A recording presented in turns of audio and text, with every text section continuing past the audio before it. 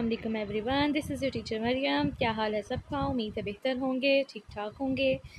Okay जी, बिस्मिल्लाहिर्रहमानिर्रहीम। आज हमारा जो न्यू टॉपिक है वो है आइसोटॉप्स एंड देयर मैसेज। आज हमने पढ़ना है आइसोटॉप्स के बारे में। आइसोटॉप्स क्या होते हैं? फर्स्ट ऑफ ऑल आप लोगों को पता होना चाहिए आइसोटॉप्स क्या होता है। अब जो एलिमेंट्स हैं ना, वो हमें पता है एटम से मिलकर बनते हैं, पर बात यह है कि एटम सिर्फ एक तरीके के नहीं होते। एटम मुख्तलिफ़ किस्म के होते हैं। समझ लें एटम के बहन भाई होते हैं, ठीक है, जिनको हम आइसोटॉप्स कहते हैं। उनकी प्रॉपर्टीज़ तो सेम होती हैं, लेकिन जो मास नंबर होता है ना वो डिफरेंट होता है, ठीक है। एटम्स की प्रॉपर्टीज सेम होंगी लेकिन मास नंबर डिफरेंट होगा, तो वो हमारे पास आइसोटॉप्स होंगे। ओके, अब हम देख लेते हैं, ज़रा इसको ब्रीफली एक्सप्लेन देख लेते हैं। All the atoms of an element must necessary have the same atomic number. जितने भी एटम्स हैं किसी भी एलिमेंट में, सबका एटॉमिक नंबर सेम होता है, but their mass number may vary depending upon the number of neutrons present in the nucleus। लेकिन उनका जो mass number है वो different हो सकता है। क्यों हो सकता है different? क्योंकि उनके अंदर number of neutrons different हो, तो mass number different हो जाएगा। इस वजह से आइसोटॉप्स के अंदर एटॉमिक नंबर सेम होता है लेकिन मास नंबर डिफरेंट होता है, क्योंकि नंबर ऑफ न्यूट्रॉन्स मुख्तलिफ होते हैं।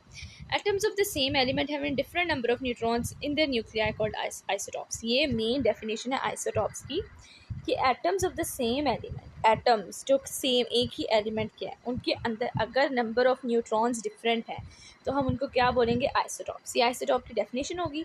अब हमारे साथ एग्जांपल है इसलिए, for example element carbon has 3 isotopes. अब जो कार्बन है ना एलिमेंट, उसके 3 आइसोटॉप्स होते हैं। कौन कौन से? Carbon 12, 13, 14। As its atom have 6, 7 and 8 neutrons. उसके आइसोटॉप्स इसलिए मुख्तलिफ हैं क्योंकि उनका जो नंबर ऑफ न्यूट्रॉन्स है वो मुख्तलिफ है। किसी में 6 न्यूट्रॉन है, किसी में 7 है, किसी में 8 है। These isotopes are represented as carbon 12, 13, 14। हम इन आइसोटॉप्स को किस तरीके से रिप्रेजेंट करेंगे? ये लिखा हुआ है, मैस नंबर हमेशा ऊपर लिखना है और एटॉमिक नंबर हमेशा नीचे लिखना है। मैस नंबर याद रखिएगा हमेशा ऊपर ज़्यादा वाला, और एटॉमिक नंबर नीचे। एटॉमिक नंबर सेम रहेगा और मैस नंबर डिफरेंट होगा। मैस नंबर डिफरेंट इसलिए होगा क्योंकि नंबर ऑफ न्यूट्रॉन्स डिफरेंट हैं। ओके, नेक्स्ट देख लेते हैं जी।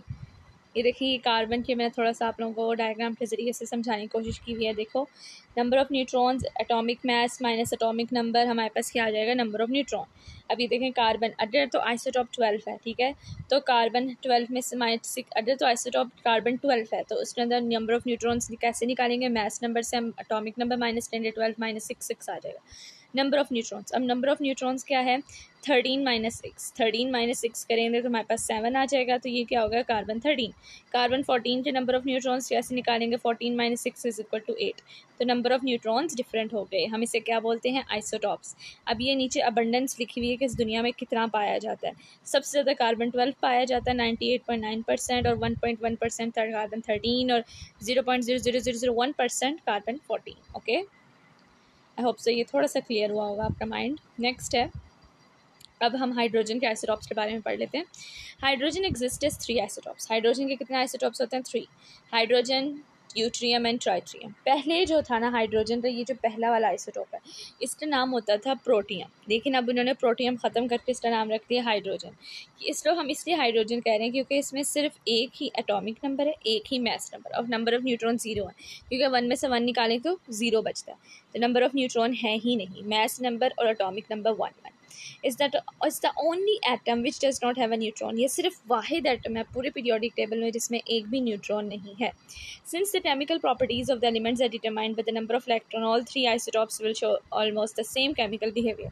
अब ये आप लोगों ने ना हेडिंग दे देनी है केमिकल एंड फिजिकल प्रॉपर्टीज़, ठीक है। लॉन्ग क्वेश्चन आया तो आप लोगों ने हेडिंग दे देनी है केमिकल एंड फिजिकल प्रॉपर्टीज़। अब केमिकल प्रॉपर्टीज़ क्या होती हैं कि ना बताती हैं कि केमिकल प्रॉपर्टीज़ डिपेंड करती है नंबर ऑफ़ इलेक्ट्रॉन्स पे। किस पे डिपेंड करती है? Number of electrons. क्योंकि एटम्स का आइसोटॉप्स या एटम्स का एटॉमिक नंबर सेम रहता है तो इलेक्ट्रॉन नंबर भी सेम रहता है।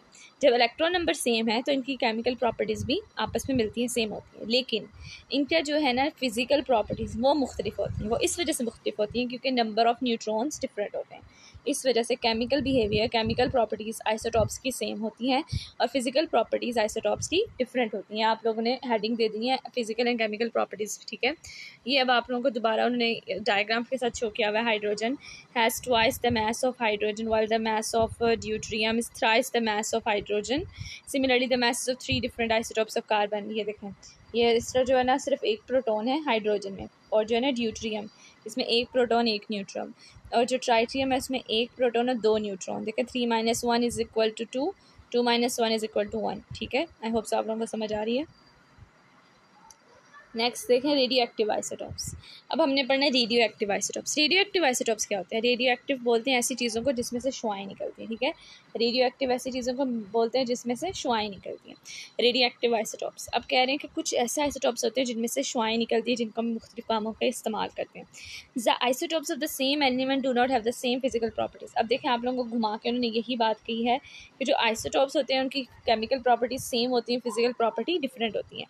तो उन्होंने यही बात किया था, isotopes of same element do not have same physical properties, मतलब कि उनकी फिजिकल प्रॉपर्टीज डिफरेंट होती है। ठीक है, several isotopes of the same element exist whose nuclear unstable. बहुत सारे आइसोटॉप्स हैं किसी एलिमेंट्स के, उनका जो न्यूक्लियाई होता है ना वो स्टेबल नहीं होता। दे एमिट एक्सेस एनर्जी, वो बहुत ज़्यादा एनर्जी रिलीज करते हैं in the form of radiation, शुआओं के तौर पर। रेडिएशन किसको बोलते हैं? शुआओं के तौर पर। This process of emission of radiation is called radio activity. अब ये रेडियो एक्टिविटी की डेफिनेशन है, कह रहे हैं जब शुआएं निकलती हैं किसी भी आइसोटॉप में से, वो उस प्रोसेस का हम क्या बोलते हैं? Radio activity. तो अगर आप लोगों को डिफाइन रेडियो एक्टिविटी आएगा तो यहाँ से स्टार्ट करना, isotopes of the same element exist.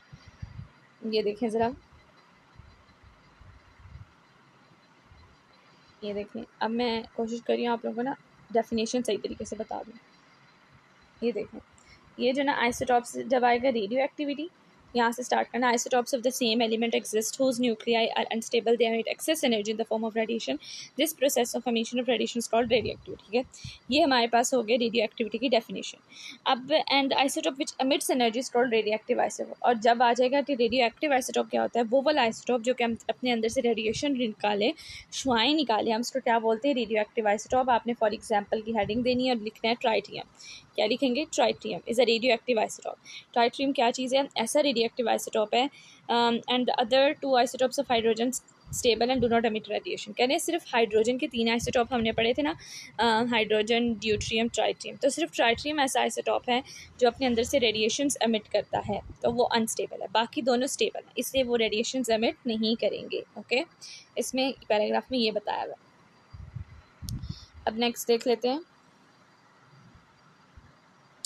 Next इसका है when a radioactive element emits radiation. जब भी कोई भी रेडिएक्टिव एलिमेंट अपने अंदर से शुआएं निकालेगा, it is transformed into another chemical element, वो किसी और एलिमेंट में बदल जाएगा। क्यों किसी और एलिमेंट में बदल जाएगा?